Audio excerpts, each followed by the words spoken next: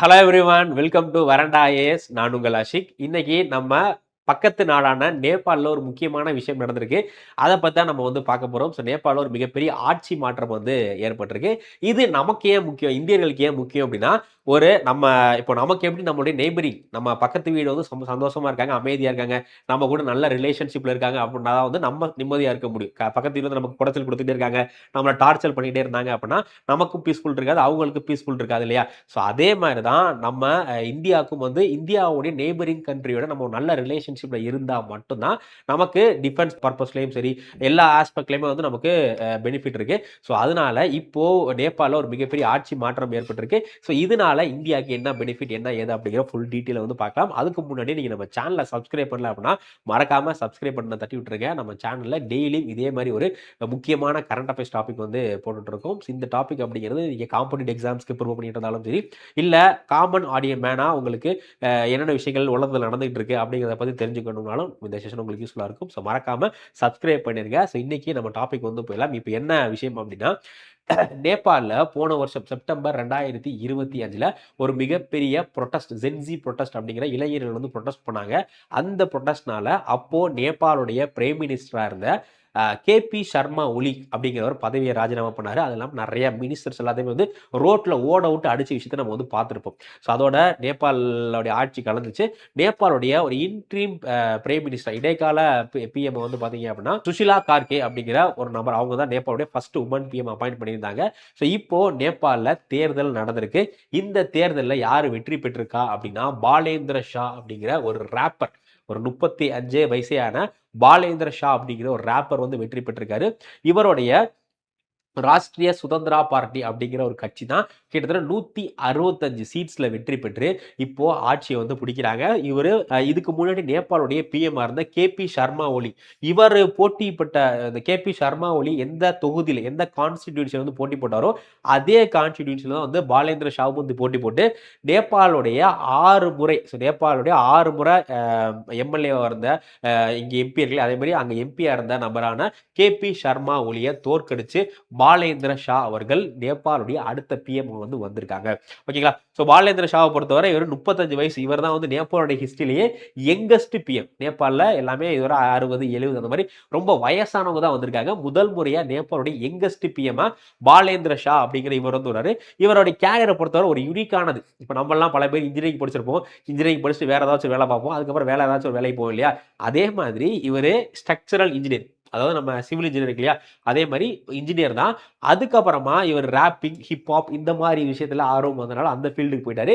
இப்போ மறுபடியும் பாலிடிக்ஸ்ல ஆர்வம் வந்ததுனால இப்போ பாலேந்திர ஷா பாலிடிக்ஸ்ல என்டர் ஆகி இப்போ வெற்றி பெற்றிருக்காரு. ஸோ பாலிடிக்ஸ்ல இதுக்கு முன்னாடி என்னவா இருந்தார் அப்படின்னா, காத்மண்டு, நேபாளுடைய தலைநகரம் காத்மண்டு இருக்கு இல்லையா, காத்மண்டுடைய மேயரா 2022 சுயேட்சையா போட்டி போட்டு 2022 காத்மண்டுடைய மேயரா இருந்தாரு. ஸோ இப்போ நேபாளுடைய பிஎம் எந்த அளவுக்கு ஒரு ஒரு க்ரோத் பாருங்க. நார்மல் மேயரா இருந்த நபர் இப்போ பிஎம் மாறிட்டாரு. அதுக்கப்புறமா இவருடைய பொலிட்டிக்கல் ஐடென்டிட்டியை பொறுத்தவரை first prime minister to help from the Madheshi community, ரொம்ப ரொம்ப முக்கியம். இந்த மாதேஷி அப்படிங்கிறது இந்தியா நேபாள் பார்டர்ல வாழக்கூடிய, அதாவது ஹிமாலயாவுடைய அடிப்பகுதி இருக்கு இல்லையா, தெராய் ரீஜன் சொல்லுவாங்க, இங்க வாழக்கூடிய, குறிப்பா இந்தியாவுக்கும் நேபாளுக்கும், நேபாள், பீகார், உத்தரப்பிரதேஷ் இந்த பார்டர்ல வாழக்கூடிய ஒரு மக்கள் தான் மாதேஷி. இந்த கம்யூனிட்டி இதுவரை நேபாளில் எக்கனாமிக்கலாகவும் சரி, பொலிட்டிக்கலாகவும் சரி ரொம்ப பின்தங்கிய ஒரு கம்யூனிட்டி. அந்த கம்யூனிட்டில இருந்து வர்றாரு. ஸோ இதனால இந்தியாவுக்கு ஒரு மிகப்பெரிய பெனிஃபிட் இருக்கு. அது என்ன அப்படிங்கிறத நான் சொல்றேன். இவருடைய கட்சியை பொறுத்தவரை ராஷ்டிரிய சுதந்திரா பார்ட்டி அப்படிங்கிற கட்சி. இவருடைய கட்சி ரொம்ப பழமையான கட்சிலாம் கிடையாது. இப்போ தமிழ்நாட்டில் நிறைய கட்சிகள் புதுசாக ஆரம்பிக்கிறாங்க இல்லையா, அதே மாதிரி ரீசெண்டா 2025 அந்த ப்ரொட்டஸ்டுக்கு அப்புறம் ஆரம்பிச்சது அந்த ராஷ்டிரிய சுதந்திரா பார்ட்டி அப்படிங்கிற ஒரு பார்ட்டி. ஸோ முழுக்க முழுக்க ஜென்சி இளைஞருடைய சப்போர்ட்னால உருவாக்கப்பட்டது அந்த ராஷ்டிரிய சுதந்திரா பார்ட்டி அப்படிங்கிறது. ஸோ இவங்க என்ன பண்ணாங்க அப்படின்னா, இப்போ ஒரு 165 சீட், ஓகேங்களா, இவங்க பாத்தீங்க அப்படின்னா 165 சீட்ஸ் கிட்ட, 120 சீட்ஸ் கிட்ட வெற்றி பெற்றுட்டாங்க. அதே மாதிரி ரொம்ப முக்கியமான விஷயம், இவங்களுடைய பொலிட்டிக்கல் கேம்பெயின்ல இவங்க என்ன அஜெண்டா வச்சிருந்தாங்க அப்படின்னா, சிஸ்டம் சேஞ்ச். நேபாளுடைய ஒட்டுமொத்த சிஸ்டம், ஏன்னா நேபாள் அதிகமான கரப்ஷன் இருக்கு. அதே மாதிரி நேபாளுடைய கான்ஸ்டிடியூஷனுமே அந்த அளவுக்கு சரியில்லை. நிறைய தடவை கான்ஸ்டிடியூஷனை மக்கள் ஓவர் த்ரோ பண்ணி, அந்த அளவுக்கு நேபாளுடைய கான்ஸ்டிடியூஷன் அப்படிங்கிறது வீக்கான கான்ஸ்டிடியூஷனாக இருக்குது. ஸோ நேபாளுடைய ஒட்டுமொத்த கவர்மெண்ட் சிஸ்டத்தையும் சேஞ்ச் கொண்டு வரணும் அப்படிங்கிறது தான் இவருடைய முக்கியமான ஒரு விஷயமா இருக்கு.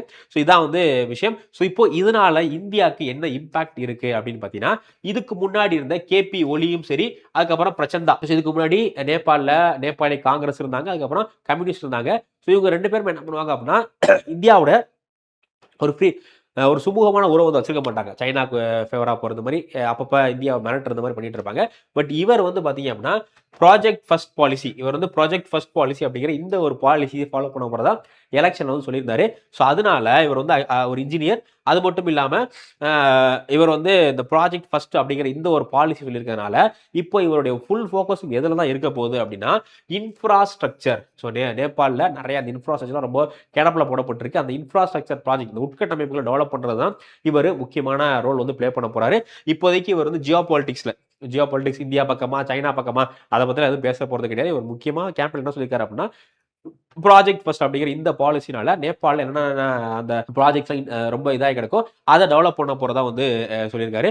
அது மட்டும் இல்லாம அன்லைக் ஹிஸ் பிரசிடென்ட் கேபி ஒலி who often use anti Indian sentiment for domestic politics, இதுக்கு முன்னாடி இருந்த கேபி சர்மா ஒலி என்ன பண்ணுவாரு அப்படின்னா, இப்போ நம்ம இந்தியாவில் பாகிஸ்தான் ஃபேக்டரி, சைனா ஃபேக்டரி வச்சு பிளே பண்றாங்கல்ல, அதே மாதிரி நேபாளில் நாங்கள் வந்து வந்தோம்னா இந்தியாவுக்கு எதிராக செயல்படுவோம் அப்படிங்கிற மாதிரி மக்கள் மத்தியில் இந்தியாவுக்கு எதிராக வெறுப்புகளை தூண்டுற நிறைய விஷயங்களை கேபி ஒலி பண்ணியிருக்காரு. பட் இப்போ இவர் அந்த மாதிரி எந்த விஷயமும் வந்து பண்ணல. ஸோ அதனால ஒரு வகையில் பார்த்தோம்னா இவர்னால இந்தியாவுக்கும் நேபாளுக்குமான ரிலேஷன் வந்து நல்லா போறதுக்கு வாய்ப்பு இருக்கு அப்படிங்கிற மாதிரி தான் நம்ம வந்து எடுத்துக்கிற மாதிரி இருக்கு. ஸோ இப்போ மெயினா இவர் வர்றதுனால இந்தியாவுக்கு என்னென்ன விஷயத்துல அட்வான்டேஜ் இருக்கு அப்படின்னு, first hydro power and energy. So Nepal அப்படிங்கிறது ஹிமாலயன் ஸ்டேட்னால அங்க நிறைய ஹைட்ரோ, இந்த நீர் மூலியமா மின்சாரம் எடுக்கிறதுக்கான சாத்தியக்கூறுகள் இருக்கு. ஸோ இந்தியாவோட நிறைய கம்பெனிஸ் அங்க ப்ராஜெக்ட் பண்ணிக்கிட்டு இருக்காங்க. அதே மாதிரி அவங்களுடைய ஹைட்ரோ பவர் எல்லாமே நம்ம வந்து வாங்கிட்டும் இருக்கோம். இந்தியா வந்து பாத்தீங்க அப்படின்னா நேபாள்ஸ் லார்ஜஸ்ட் பவர் எக்ஸ்போர்ட். நேபாள் உற்பத்தி ஆகக்கூடிய நிறைய பவர் வந்து இந்தியாவுக்கு தான் எக்ஸ்போர்ட் பண்ணிக்கிட்டு இருக்காங்க. ஸோ அதனால அவங்களுக்கு ஒரு பெரிய மார்க்கெட். ஸோ இப்போ இவர் வந்து ஒரு இன்ஜினியர், இவர் வந்திருக்கிறதுனால நிறைய ப்ராஜெக்ட்ஸ், இந்த ஹைட்ரோ ப்ராஜெக்ட்ஸ் எல்லாமே வந்து சீக்கிரம் முடியறதுக்கு வாய்ப்புகள் இருக்கு. என்ன சொல்றாங்க அப்படின்னா, பஞ்சேஸ்வர் மல்டி பர்பஸ் ப்ராஜெக்ட் அப்படிங்கிற இந்த ஒரு ப்ராஜெக்ட் வந்து 10 வருஷத்துக்கு மேல அந்த ப்ராஜெக்ட் கிடப்பிலே கிடக்கு. இந்த ப்ராஜெக்ட் வந்து சீக்கிரம் முடியறதுக்கு வாய்ப்பு இருக்கு. அது மட்டும் இல்லாம வந்து பாத்தீங்க அப்படின்னா, அருணா 3, லோவர் அருணா ப்ராஜெக்ட், இந்த மாதிரி நிறைய ஹைட்ரோ ப்ராஜெக்ட் சீக்கிரமா முடியறதுக்கு வாய்ப்புகள் இருக்கு. இது எல்லாமே இந்தியாவுடைய ப்ராஜெக்ட்ஸ், இதெல்லாம் முடியறதுக்கு வாய்ப்புகள் இருக்கு அப்படிங்கிற மாதிரி சொல்றாங்க. அடுத்து கனெக்டிவிட்டியை பொறுத்தவரை இந்தியா வந்து பாத்தீங்க அப்படின்னா டிஜிட்டல் அண்ட் பிசிக்கல் இன்ஃப்ராஸ்ட்ரக்சர், ஏன்னா இன்ஃப்ராஸ்ட்ரக்சர் டெவலப் பண்றதுனால பிசிக்கல் அண்ட் டிஜிட்டல் இன்ஃப்ராஸ்ட்ரக்சர் இது பண்றதுக்கு முக்கியமா வந்து பாத்தீங்க அப்படின்னா Raxaul Kathmandu cross border railway line போடுறதுக்கு, இந்த மாதிரி நிறைய ரயில்வே லைன்லாம் போடுறதுக்கு வாய்ப்புகள் இருக்கு அப்படிங்கிற மாதிரி சொல்றாங்க. முக்கியமா மாதேசி ஃபேக்டர், நம்ம ஆல்ரெடி பார்த்தோம் இல்லையா, மாதேசி அப்படிங்கிற ஒரு கம்யூனிட்டி, மாதேசி அப்படிங்கிறவங்க இந்தியன் ஆரிஜின் மாதிரியே வச்சுக்கலாம். அவங்க வந்து இந்தியா நேபாள் பார்டர்ல வாழக்கூடிய மக்கள். ஸோ இந்தியாவில், பீகார்ல, யூபியில் என்ன மாதிரியான கல்ச்சர் இருக்கோ இதே மாதிரியான கல்ச்சரை ஃபாலோ பண்ணக்கூடிய ஒரு மக்கள் தான் மாதேசி. ஸோ இவங்களுக்கும் இந்தியாவுக்கும் நல்ல ஒரு ரிலேஷன்ஷிப் இருக்கு, ஒரு அண்டர்ஸ்டாண்டிங் இருக்கு. ஸோ இவரும் வந்து அந்த மாதேசி கல்ச்சர்ல இருந்து வந்திருக்கனால, மாதேசி கம்யூனிட்டில வந்திருக்கனால இவர் இந்தியாவுக்கு நிறைய நல்லது பண்ணுவாரு. இந்தியாவுக்கு அவங்க நல்லது பண்ணணும் அப்படிங்கிற அவசியம் கிடையாது. சைனா பக்கத்து போகாம இந்தியா பக்கத்து வருவாரு, இந்தியாவுக்கு ஒரு அகேன்ஸ்டா போகாம இருப்பார் அப்படிங்கிற மாதிரி வந்து இப்போ நம்ம மெயினா சொல்றாங்க. ஸோ என்னதான் இதா இருந்தாலும் இப்போதைக்கு மெயின் கிரைசிஸ், மெயினா இஷ்யூன்னு பார்த்தீங்க அப்படின்னா 1950 இந்தியாவும் நேபாளும் சேர்ந்து ஒரு ட்ரீட்டி, ஒரு ஃப்ரெண்ட்ஷிப் ட்ரீட்டி வந்து போடுறாங்க. பட் இப்போ நேபாளி மக்களுடைய கிரிட்டிசிசம் என்ன அப்படின்னா, அந்த ட்ரீட்டி அப்படிங்கிறது இந்தியாவுக்கு ஃபேவரா இருக்கு, நேபாளுக்கு ஃபேவரா இல்லை அப்படிங்கிற மாதிரி தான் இருக்கு. ஸோ இப்போ பாலன் ஷா வர்றதுனால அந்த ட்ரீட்டியை மறுபடியும் ஒரு 2 பேர்த்துக்கும் ஈக்குவல் பெனிஃபிட் இருக்க மாதிரி மாற்ற சொல்றதுக்கு வாய்ப்பு இருக்கு அப்படிங்கிற மாதிரி சொல்லப்படுது. அதே மாதிரி சைனா கார்டு, இவர் வந்து சைனா பக்கத்து போகல. பட் இவர் முக்கியமா என்ன பண்ண பார்க்கிறார் அப்படின்னா, சைனாவுடைய ஒன் பெல்ட் ஒன் ரோட், சைனாவுடைய பெல்ட் அண்ட் ரோட் இனிஷியேட்டிவ் இருக்கு இல்லையா, ஸோ இந்த இனிஷியேட்டிவ் இருக்கு இல்லையா, இந்த இனிஷியேட்டிவை நேபாளில் இவர் செயல்படுத்துறதுக்கு வாய்ப்பு இருக்கு அப்படிங்கிற மாதிரி நம்ம சொல்லப்படுது. ஸோ அதனால இந்தியா என்ன பண்ணணும் அப்படின்னா, இதுக்கு கவுண்டர் ஆஃபர் பண்ற மாதிரி நேபாளுக்கு சம்திங் ஏதாச்சும் ஒரு விஷயம் வந்து பண்ணணும். அதுக்கப்புறம் பார்டர் டிஸ்பியூட், ஸோ இந்தியாவுக்கும் நேபாளுக்கும் முன்னாடி எக்கச்சக்கமான பார்டர் டிஸ்பியூட் இருக்கு. ஸோ போன நேபாள் கவர்மெண்ட்ல இருக்கும்போது பார்டர் டிஸ்பியூட் நிறைய பிரச்சனைகளை வச்சு, ஏன்னா நிறைய இந்தியாவுடைய ஏரியாவை அவங்க மேப்ல வந்து ஆட் பண்ணிட்டாங்க. ஸோ அதனால இப்போ இந்த கல்பானி, அதுக்கடுத்து வந்து லிம்பியதுரா, சூஸ்தா, இந்த இடத்துல எல்லாமே வந்து பார்டர் டிஸ்பியூட் இருக்கு. ஸோ இதை இந்தியாவும் நேபாளும் சீக்கிரமே பேசி இதுக்கு ஒரு முடிவு கொண்டு வரணும். ஸோ இதான் வந்து முக்கியமான விஷயம். ஸோ ஓவராலா பார்த்தோம் அப்படின்னா இந்த ஆட்சி மாற்றம்னால இந்த பாலேந்திர ஷா வந்ததுனால இந்தியாவுக்கு அட்வான்டேஜ் அப்படின்னா எஸ், இந்தியாவுக்கு அட்வான்டேஜ். இவர் இந்தியாவுக்கு ஆபத்தானவரான்னு கேட்டிங்கன்னா இந்தியாவுக்கு ஆபத்தானவரோ இந்தியாவுக்கு எதிரானவரோ வந்து கிடையாது. ஸோ இதனால இந்தியா ரிலேஷன்ஸில் ஒரு நல்ல ஸ்மூத்தாக போகிறதுக்கு அதிகமான சான்சஸ் இருக்குது. அது எல்லாமே இப்போ வந்து யூத் அப்படிங்கிறதுனால இப்போ கரண்ட்ல என்ன மாதிரி பாலிடிக்ஸ் இருக்குது, என்ன மாதிரி ட்ரெண்ட் இருக்கோ அதை பேஸ் பண்ணி தான் அவர் வந்து இருக்கிறதுக்கு வாய்ப்பு இருக்குது. ஸோ அதனால அந்த பழைய இந்தியா நேபாள் பகையெல்லாம் இப்போ வர்றதுக்கும் வாய்ப்பு இல்லை அப்படிங்கிற மாதிரி சொல்லப்படுது. ஸோ இருந்தாலும் ஒரு சில விஷயங்கள் இருக்குது, அதை 2 நாடுகளும் சுமூகமாக பேசி முடிப்பாங்க. இப்போ இந்தியாவுக்கு பக்கத்துல இருந்து 2 முக்கியமான நாடுகள்ல ஆட்சி மாற்றம் வந்து ஏற்பட்டிருக்கு. இதுக்கு முன்னாடி பங்களாதேஷ்ல வந்து பார்த்தீங்க அப்படின்னா, ஆ ஷேக் ஹசீனாக்கு அடுத்து இப்போ வந்து அ ஆட்சி மாற்றம் வந்து வந்துச்சு இல்லையா? ஸோ அதே மாரி இப்போ நேபாள்லயும் ஆட்சி மாற்றம் வந்திருக்கு. ஸோ இந்த 2 பார்ட்டி பங்களாதேஷ்லயும் சரி, நேபாள்லயும் சரி, இப்போ புதுசா வந்திருக்கக்கூடிய ஆட்சி அப்படிங்கிறது இந்தியாவுக்கு ஃபேவரா தான் இருக்கும் அப்படிங்கிற மாரி வந்து சொல்றாங்க. ஸோ அடுத்து என்னென்ன விஷயங்கள் நடக்குது அப்படிங்கிறத நம்ம பொறுத்திருந்து பார்க்கலாம். ஸோ இதே மாரி நெறையா ஜியோ பாலிட்டிக்ஸ் சம்மந்தமான கரண்ட் அஃபேர்ஸ் சம்மந்தமான டாபிக் பார்க்கறதுக்கு நம்ம சேனலை சப்ஸ்கிரைப் பண்ணிக்கங்க. உங்க ஃப்ரெண்ட்ஸ் அண்ட் ஃபேமிலிக்கு ஷேர் பண்ணுங்க. Thank you. Veranda IAS, where your dream becomes reality.